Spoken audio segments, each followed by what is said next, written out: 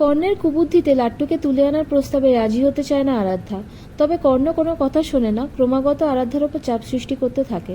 আরাধ্যা রেগেমেগে কর্ণকে বলে যে এভাবে আপনি পরশুরামকে কোনোদিনও হারাতে পারবেন না। অন্যদিকে টটিনি রিকোয়েস্ট করতে থাকে পরশুরামকে যে পুজোয় কিছু জামাকাপড় নিয়ে সামাজিকতার খাতিরে মুখার্জি বাড়িতে যেতে।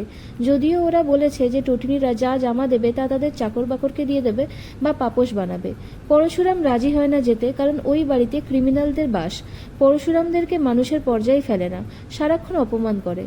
এরপরে পরশুরাম বব্বরকে জেরা করে। বব্বর জানায় যে জাহাজে করে বেআইনি মাল পাচার চক্রে জড়িত রয়েছে শীতল, কবির আর জিৎ। তবে ওদের লিডার কে তা বব্বর জানে না। এদিকে আরাধ্যার কাছে আসে লহরী। সে আরাধ্যাকে বোঝায় যে প্রত্যেকটা মানুষের নীতি, আদর্শ, বিবেক বলে কিছু থাকে।